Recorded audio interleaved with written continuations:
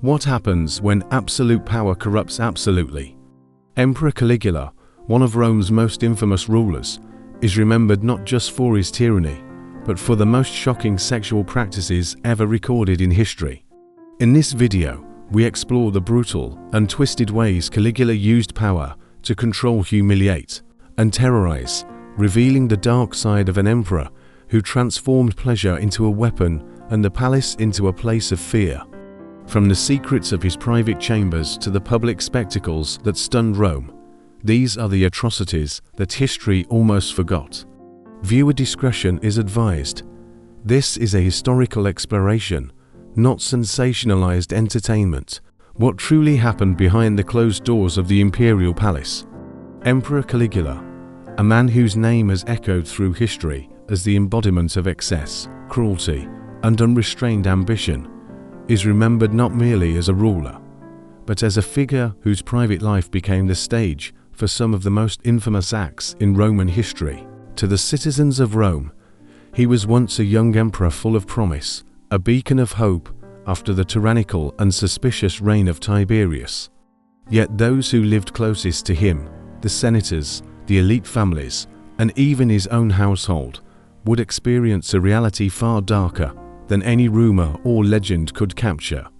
The imperial bedchamber, a space traditionally reserved for rest, privacy, and the rituals of the emperor's daily life, became under Caligula a theater of fear, manipulation, and psychological control.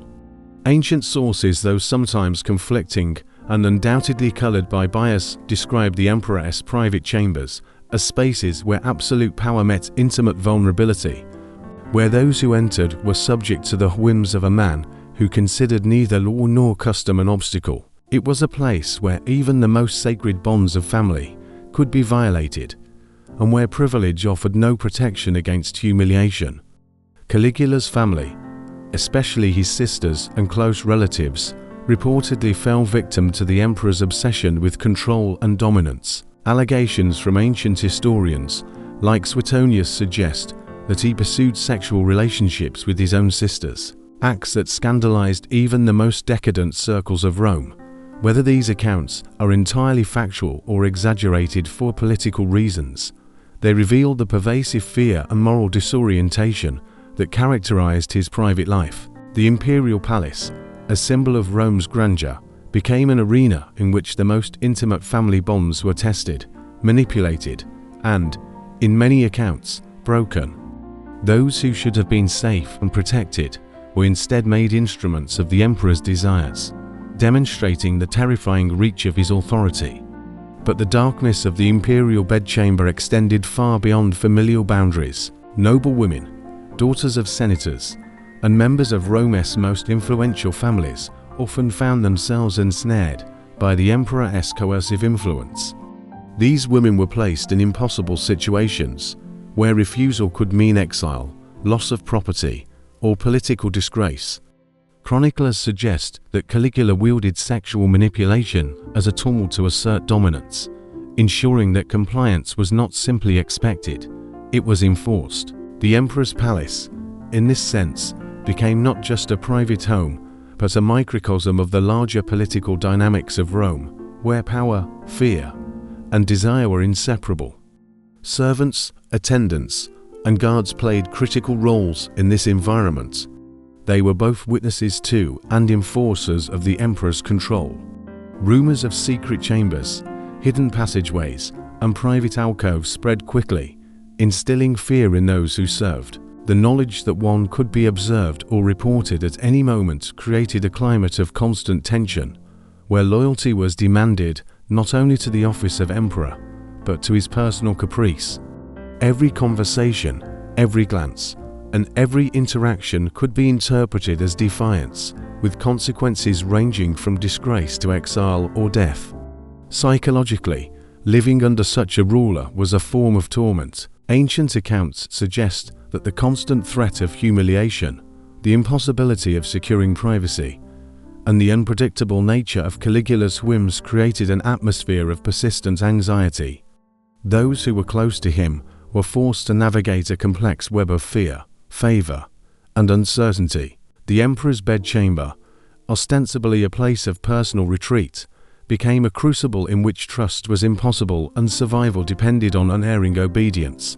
Despite the sensational nature of these claims, historians note a remarkable consistency in multiple ancient sources, from Suetonius' detailed biographies to Cassius Dio's political histories.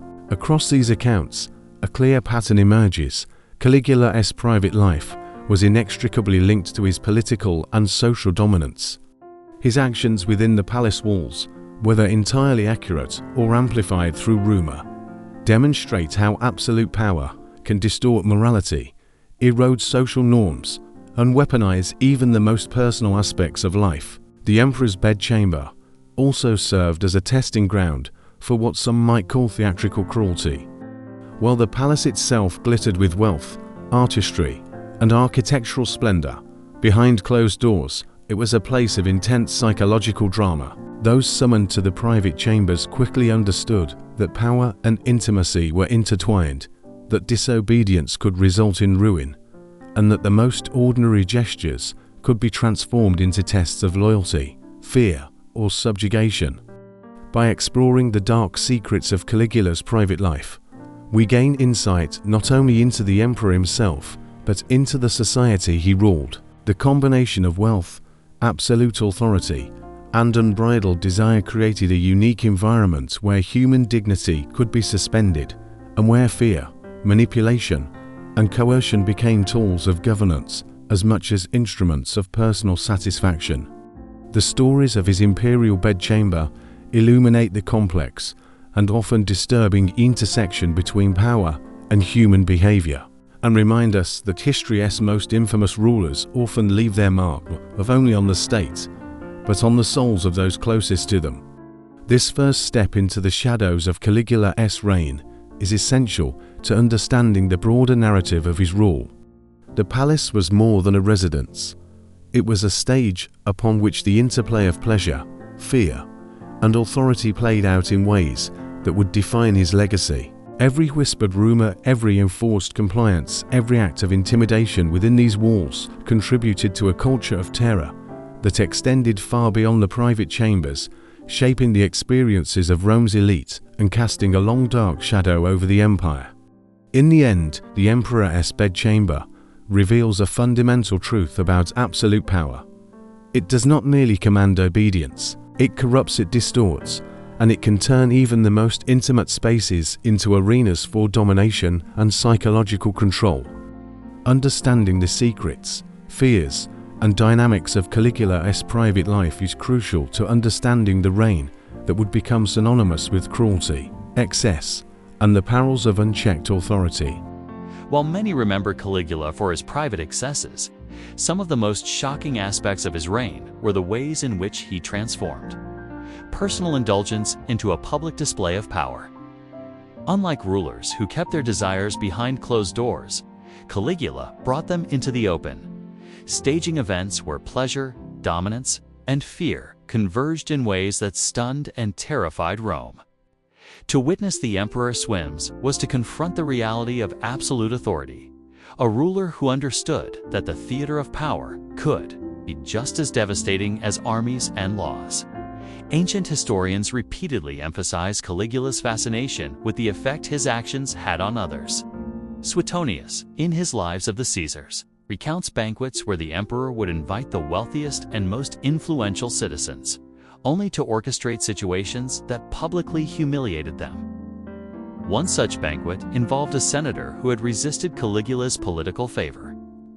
The emperor allegedly made the man participate in a mocking ceremony, where servants whispered scandalous rumors about him to the entire court, reducing his authority and dignity before his peers. These were not random acts of cruelty. They were deliberate performances, carefully staged to remind the elite that their status could be undone at any moment. Cassius Dio adds further color to these spectacles. He writes that during certain public gatherings, Caligula would parade individuals, sometimes senators, sometimes nobles' wives, in a manner designed to provoke shock and gossip. The emperor understood the power of embarrassment, the way it could erode influence.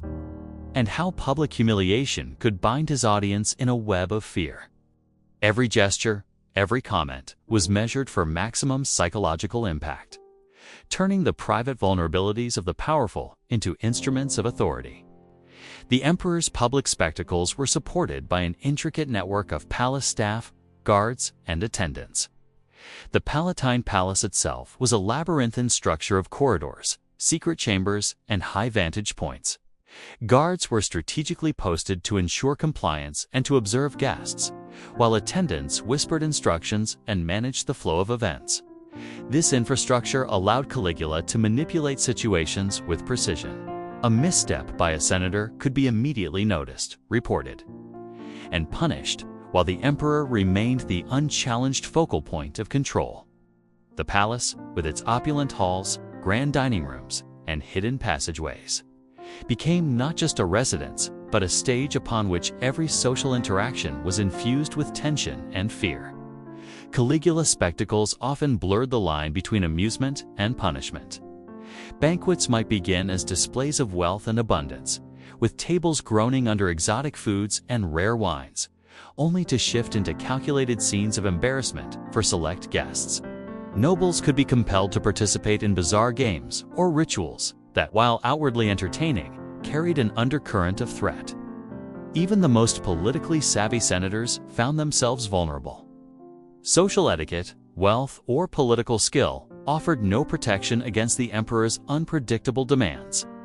One particularly notable anecdote, recorded by Suetonius, describes a banquet where Caligula orchestrated a scene meant to mock a senator who had expressed disapproval of his policies. The senator, seated at the emperor's table, was suddenly asked to perform a series of absurd and humiliating gestures, while attendants whispered exaggerated stories of his failures and alleged personal scandals to the assembled crowd. The emperor's laughter filled the hall, but the impact on the guest was profound.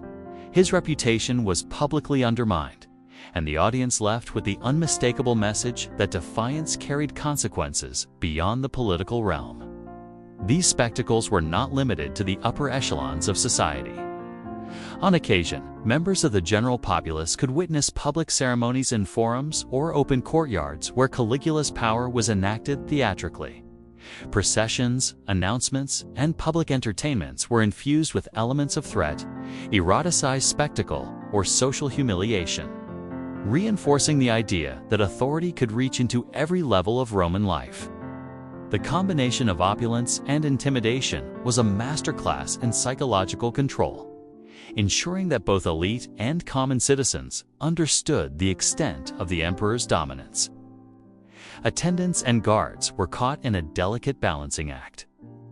They were enforcers of the spectacle, yet constantly at risk themselves.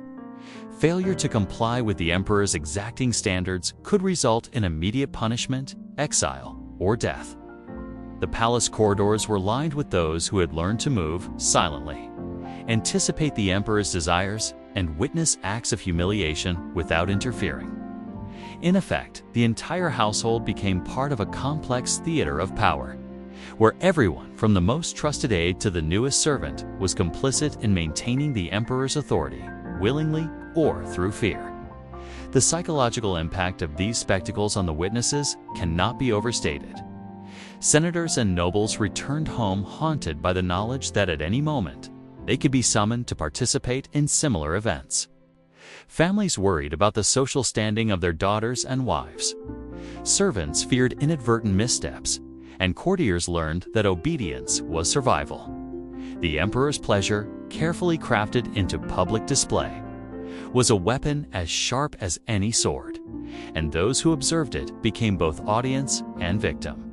Historians continue to debate the accuracy of these accounts, recognizing that some details may have been exaggerated to vilify the emperor after his death.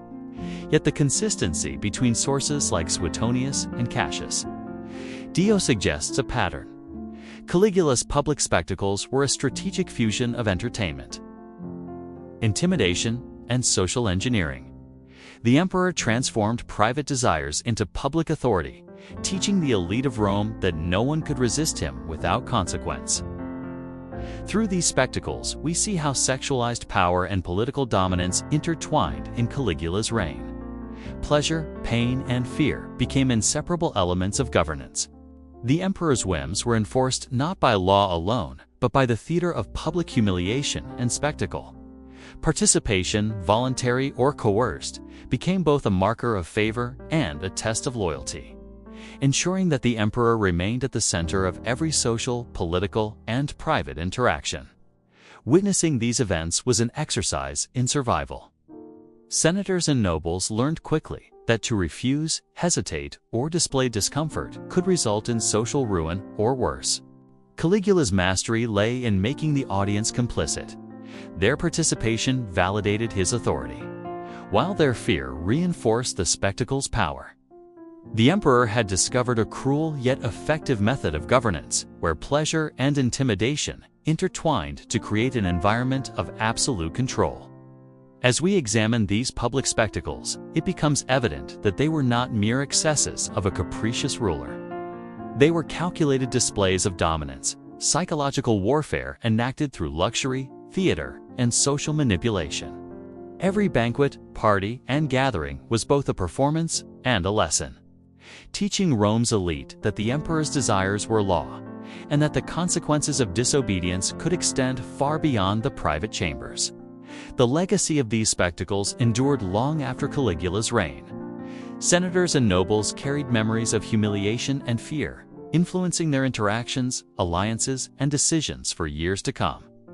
The emperor's public display of power was a reminder that in Rome, authority was inseparable from spectacle, and that in the hands of a master manipulator, even the most intimate aspects of human life could become instruments of terror.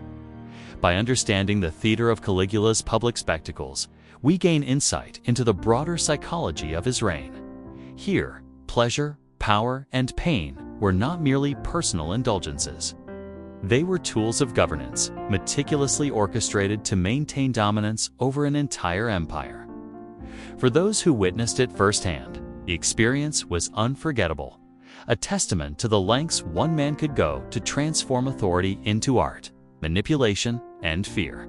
Caligula's power extended far beyond the halls of the imperial palace.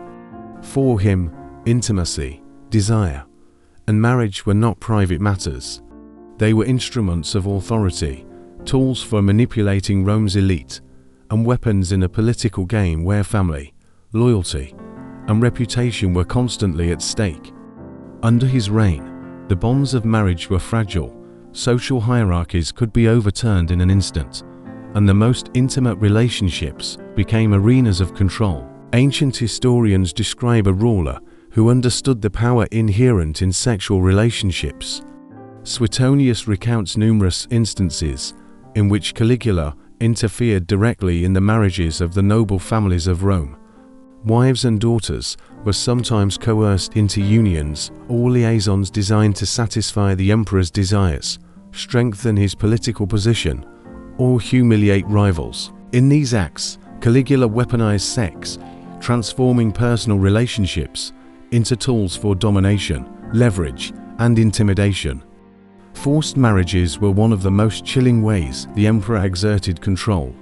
Suetonius notes that young women of the patrician class could be ordered to marry individuals chosen by the emperor, sometimes even against the wishes of their families. These arrangements were rarely about affection or alliance in the traditional sense. They were statements of the emperor's power, a demonstration that no family, regardless of prestige, could dictate the personal lives of its members without interference. To refuse was unthinkable. To comply was to participate in a system that reminded all of Rome who truly held authority. Blackmail was another method Caligula reportedly employed to maintain influence over the elite. Cassius Dio describes instances in which the emperor would gather information about the private lives of senators, nobles, and their families.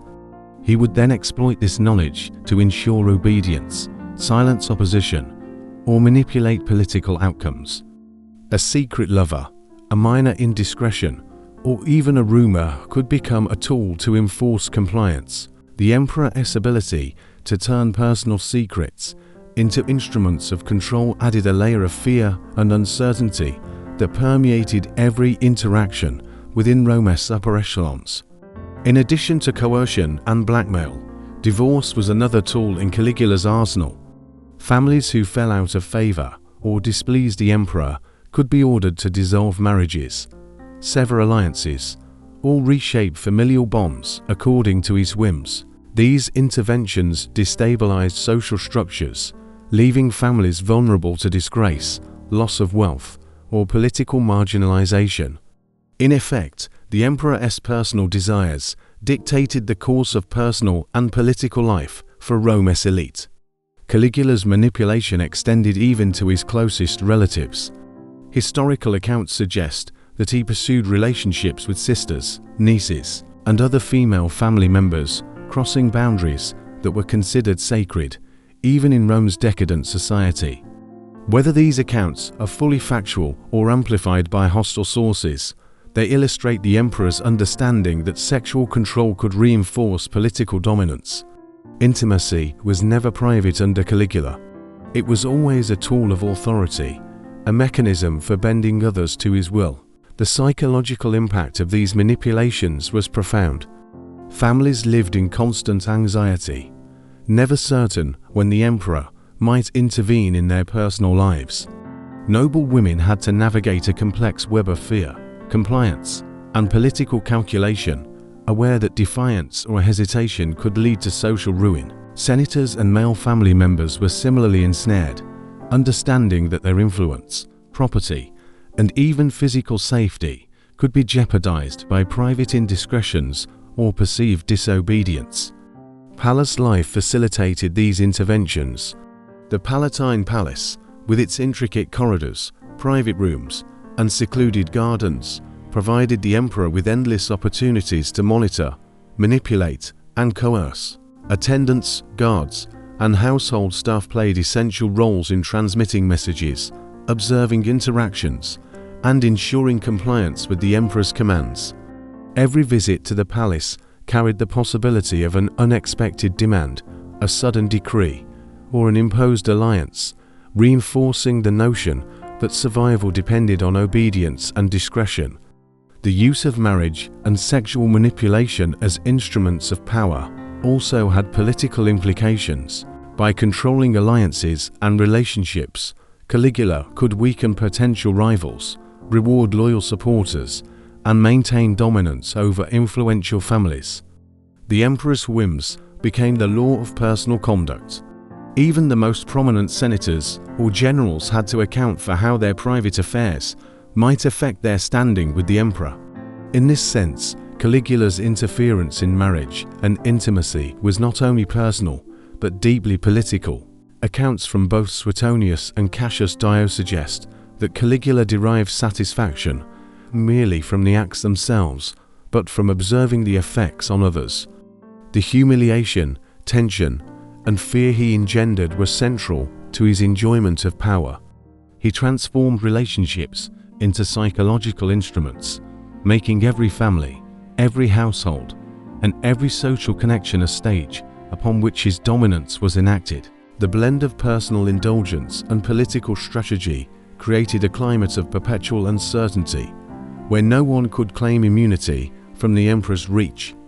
These manipulations also served to destabilize traditional social norms.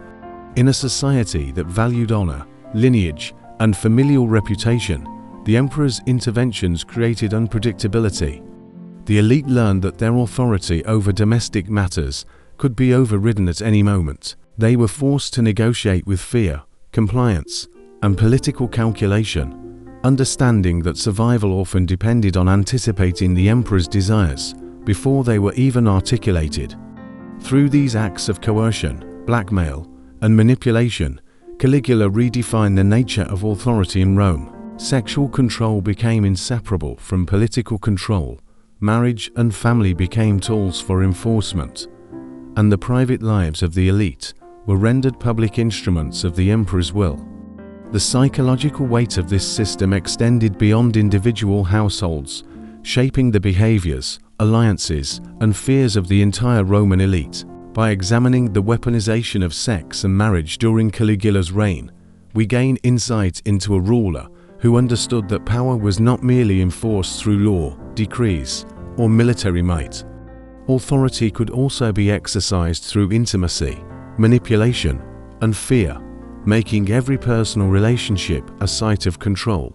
In this chapter, we see the emperor's mastery of psychological dominance and the profound effects it had on Rome's most powerful families. For those who lived under his gaze, every choice was fraught with danger, every interaction a potential trap. To understand Caligula's reign is to understand how sexual manipulation, coerced marriage, and political blackmail became instruments of governance, shaping the lives, reputations, and loyalties of an entire empire. Rome was a city of sacred rituals, grand temples, and deeply ingrained religious traditions. From the Capitoline Hill to the temples of Vesta and Jupiter, the sanctity of these spaces defined the moral and spiritual identity of the empire. To the citizens of Rome, the gods were guardians of law, family, and society itself, and the priesthood held immense influence in maintaining these sacred boundaries. Yet during the reign of Caligula, these hallowed spaces became arenas of intimidation, manipulation, and, according to ancient accounts, shocking violation. Caligula's interference in religious practices shocked Rome not merely because it violated tradition, but because it transformed spaces meant for worship into stages for his personal display of power. Suetonius describes instances in which the emperor treated sacred rituals as opportunities for spectacle, inserting himself into ceremonies in ways that disrupted centuries of religious protocol. Temples, which had once been spaces of reverence and reflection, became extensions of the palace, venues where fear and obedience were as important as piety.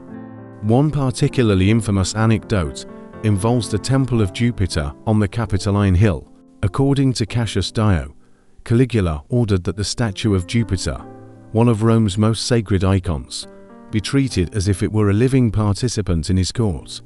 He would reportedly make demands, impose humiliations, or even stage mock ceremonies in which the sanctity of the god was subordinated to the whim of the emperor. Such acts were not merely blasphemous in the eyes of the citizens.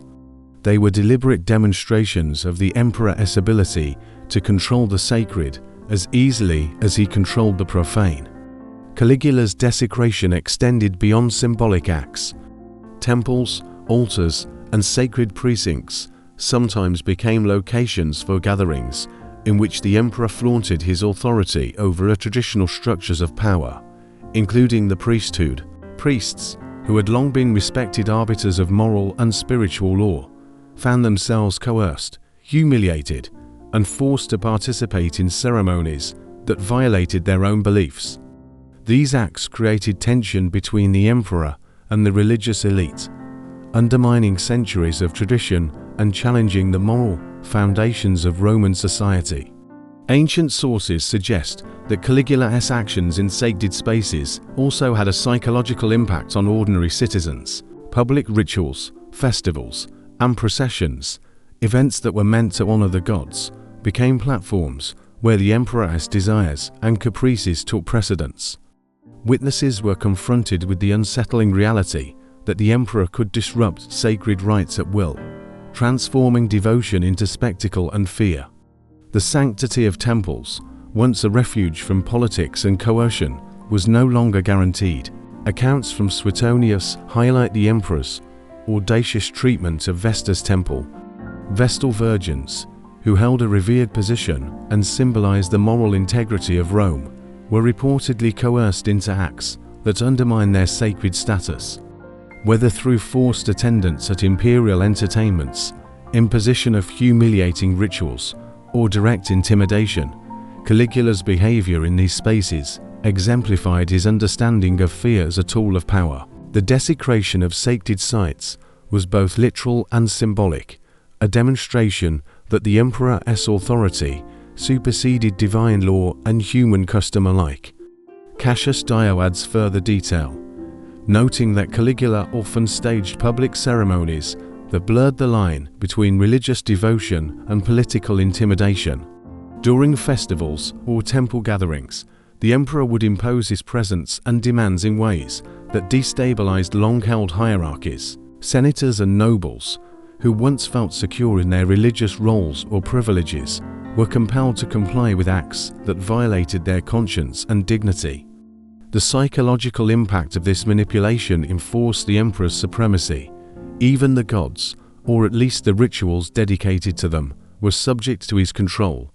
The desecration of sacred spaces also intersected with the emperor's sexualized displays of power. While some accounts are debated for their sensationalism, chroniclers suggest that certain ceremonies involve public or private acts that blurred the boundaries between sanctity, sexuality, and coercion. The implications were terrifying. In a society where religious virtue was tied to social order, the emperor's actions demonstrated that no sacred or moral boundary could protect citizens from his will. Palace attendants, guards, and religious officials were caught in a precarious position. Tasked with maintaining the appearance of ceremonial propriety, they simultaneously had to navigate the unpredictable whims of the emperor. A single misstep, a mispronounced ritual, a delayed offering, or a sign of hesitation could lead to punishment, humiliation, or worse. The tension between preserving tradition and ensuring survival added a layer of complexity and fear to the everyday operations of Rome's religious and political elite. The psychological ramifications extended far beyond the temple walls. Citizens and nobles internalized the message that even the gods could not shield them from imperial power. Religious authority, a cornerstone of Roman identity and civic life, became subordinated to the whims of one man. This destabilization of sacred norms contributed to a climate of uncertainty, where fear, submission, and compliance permeated not only the private spaces of the elite, but the spiritual life of the city itself. In addition to fear, outrage simmered quietly among Rome's population. Priests, Vestal virgins, and citizens understood that these acts were a direct challenge to the moral and spiritual order of their society. While open defiance was often impossible due to the emperor's absolute authority, whispers, gossip, and private resentment grew, creating an undercurrent of tension that historians note as emblematic of the wider unease under Caligula's reign. By examining Caligula's interference in sacred spaces, we see the full extent of his strategy to consolidate power through fear, to subordinate morality and tradition to his will, and to demonstrate that no boundary, whether human or divine, was immune from imperial dominance. Temples, festivals, and sacred rituals were no longer safe havens. They became stages where pleasure, control, and intimidation intersected, and where the emperor's authority could be exercised in the most audacious ways imaginable. Through these stories, it becomes evident that Caligula's reign cannot be fully understood without considering the desecration of sacred spaces. His manipulation of religious institutions, the intimidation of priests and nobles, and the public subversion of spiritual norms reveal a ruler who wielded fear as expertly as he wielded political power. The legacy of these acts endured long after his death, leaving an indelible mark on Rome's collective memory and demonstrating that in the hands of an emperor like Caligula, even the divine could be subjected to human tyranny. When Caligula's reign ended abruptly in 41 CE, Rome did not immediately find relief. The emperor's death may have silenced the man, but the shadows he cast over the city, the elite, and the imperial household lingered for decades. His rule had not merely reshaped the palace, the streets, and the temples. It had transformed the psychology of those who survived, leaving deep and lasting marks on Roman governance, society, and memory. For the senators, nobles, and families who had lived under his unpredictable tyranny, survival became a complex, lifelong strategy. Ancient historians like Suetonius and Cassius Dio describe how many Roman elites learned to speak carefully, act cautiously, and conceal both thoughts and desires. The lessons were stark. Authority could be absolute, personal relationships could be weaponized, and even the most private spaces offered no immunity from imperial scrutiny. Silence became a tool as powerful as eloquence or wealth. Speaking out, resisting, or displaying defiance could be fatal, while discretion, prudence, and compliance were essential for survival. Many families devised subtle methods of protection. Marriages and alliances were carefully negotiated to avoid attracting imperial attention. Daughters and wives were shielded from potentially compromising situations, sometimes hidden away from the emperor's gaze entirely. Political maneuvering was conducted in whispers and private corridors, with careful attention to appearances, rumors, and loyalty. Those who survived Caligula's reign often became masters of subtlety, knowing that the smallest misstep could have catastrophic consequences. The psychological aftermath extended far beyond mere survival tactics. Citizens and nobles carried the burden of fear long after the emperor was gone. Chroniclers suggest that the memory of public humiliation, coerced participation in spectacles, and the desecration of sacred rituals created a pervasive sense of uncertainty and anxiety. People learned to anticipate the unpredictable, to read gestures and silences, and to constantly calculate risk. Even after his death, the elite of Rome remained haunted by the lessons of obedience, complicity, and caution that Caligula had imposed. Caligula's legacy also reshaped the institutions of Rome. The Senate, which had been repeatedly humiliated and manipulated, emerged more cautious, less assertive, and acutely aware of the dangers of imperial displeasure. Laws and protocols were examined with a heightened sensitivity to the caprices of future rulers. Families that had once wielded significant influence were forced to adapt to a new landscape of power, where survival often outweighed ambition, and subtlety outweighed confrontation. For the imperial household and palace staff, the shadow was no less profound. Those who had served the emperor learned the hard truth that loyalty was both demanded and dangerous. Attendants, guards, and ministers had to navigate a labyrinth of fear and obedience, where past service could be remembered either as merit or as complicity.